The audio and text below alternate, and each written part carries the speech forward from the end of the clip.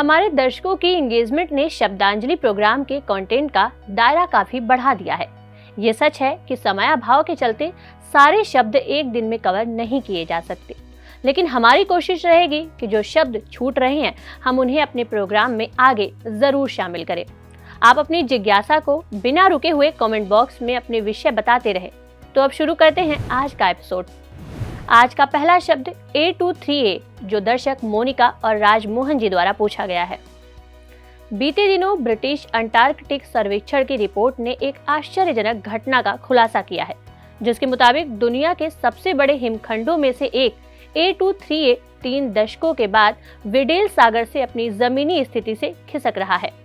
ये हिमखंड साल 1986 में फिल्चनर आइस शेल्फ से टूट गया था, जो अब तेज हवाओं और समुद्री धाराओं के कारण तेजी से अंटार्कटिक प्रायद्वीप के उत्तरी सिरे की ओर बढ़ रहा है। जैसे जैसे A23A आगे बढ़ रहा है, उप अंटार्कटिक दक्षिण जॉर्जिया पर इसके संभावित प्रभाव को लेकर चिंताएं पैदा हो गई हैं। A23A का क्षेत्रफल 4000 वर्ग किलोमीटर 1500 वर्ग मील है और ये आकार में न्यूयॉर्क शहर से भी अधिक ऊंचा है। आज का दूसरा शब्द दर्शक राजमोहन जी द्वारा पूछा गया टेल्यूरियम है। टेल्यूरियम परमाणु संख्या 52 वाला एक रासायनिक तत्व है, जिसे फ्रांज मुलर वॉन रिचेनस्टीन ने वर्ष 1782 में खोजा था। टेल्यूरियम धातु ज्यादातर टीन जैसी दिखती है। ये एक अच्छा सेमीकंडक्टर भी है, जिसका मतलब है कि ये बिजली को बहुत अच्छी तरह से चालू और बंद भी कर सकता है। टेल्यूरियम का उपयोग सौर सेल, LED लाइट, सेमीकंडक्टर उपकरण, कांच, पेंट, रबड़ और उर्वरक जैसे उद्योग में किया जाता है। हमारे दर्शक MK बिंदु द्वारा पूछा गया तीसरा शब्द ग्लो पैक है।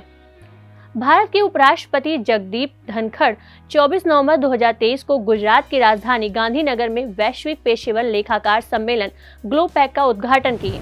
Institute of chartered accountants of India के द्वारा संचालित global professional accountants convention glow pack वैश्विक अकाउंटेंसी समुदाय से जुड़ा ऐसा सम्मेलन है, जिसका उद्देश्य अकाउंटेंसी पेशे से संबंधित वर्तमान मुद्दे और भविष्य के रुझानों पर विचार करने और बहस करने के लिए दुनिया भर के विचारकों, नीति निर्माताओं, मानक निर्धारकों, उद्योग और वाणिज्य समूहों और वित्तीय संस्थानों जैसे हितधारकों को एक साथ लाना है।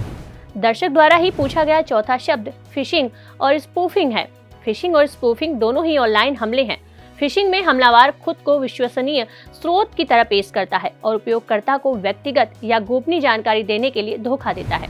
वहीं स्पूफिंग में हमलावर ईमेल भेजने वाले को ये दिखाता है कि ये किसी और से आया है। फिशिंग हैकर्स द्वारा इस्तेमाल किए जाने वाले ऑनलाइन अटैक का सबसे आम तरीका है। फिशिंग में हमलावर उपयोगकर्ता को एक नकली वेबसाइट पर अपने विवरण दर्ज करने के लिए निर्देशित करता है। फिशिंग ईमेल में मैलवेयर से संक्रमित वेबसाइटों की कड़ियां हो सकती हैं, जबकि स्पूफिंग ईमेल यूजर्स को किसी लिंक पर क्लिक करने, साइट पर प्रमाणित करने और खाते का पासवर्ड बदलने जैसे इंस्ट्रक्शन देते हैं, जिसके बाद यूजर्स की पर्सनल जानकारियों को यूज करके धोखाधड़ी की जाती है। पांचवा शब्द स्ट्रेटेजिक लोकेशन भी दर्शकों द्वारा ही पूछा गया है। स्ट्रेटेजिक लोकेशन या रणनीतिक स्थान ऐसी जगह को कहते हैं जो किसी विशेष उद्देश्य के लिए काफी फायदेमंद है। ये फायदे सैन्य, आर्थिक या राजनीतिक हो सकते हैं। उदाहरण के लिए एक शहर जो किसी प्रमुख नदी या व्यापार मार्ग पर स्थित है, वो आर्थिक कारणों से रणनीतिक स्थान हो सकता है, जबकि एक शहर जो प्राकृतिक संसाधन या सैन्य अड्डे के पास स्थित है, वो सैन्य कारणों से रणनीतिक स्थान हो सकता है। रणनीतिक स्थान के महत्व को सदियों से पहचाना गया है, जिसके मद्देनजर प्राचीन काल में शहर अक्सर पहाड़ियों पर या रक्षात्मक स्थानों पर बनाए जाते हैं। विवेक जी की ओर से पूछा गया अंतिम शब्द WTO बॉक्सेस है। ये UPSC की परीक्षा में वैश्वीकरण से जुड़ा इम्पोर्टेंट टर्म है। आसान भाषा में WTO बॉक्सेस का मतलब सब्सिडी, यानी WTO की टर्मिनोलॉजी में सब्सिडी की पहचान के लिए बक्सों का यूज किया जाता है। इन बॉक्सेस को ग्रीन बॉक्स, अंबर या अम्बेर बॉक्स यानी पीला बॉक्स, लाल बॉक्स और नीला बॉक्स के तौर पर अलग अलग बांटा गया है। ग्रीन बॉक्स का मतलब है ऐसी सब्सिडी से जिनके दिए जाने से अंतर्राष्ट्रीय व्यापार पर न्यूनतम या एकदम कम प्रभाव पड़ता है, जिसके चलते कोई भी देश इस तरह की लिमिटलेस सब्सिडी दे सकता है।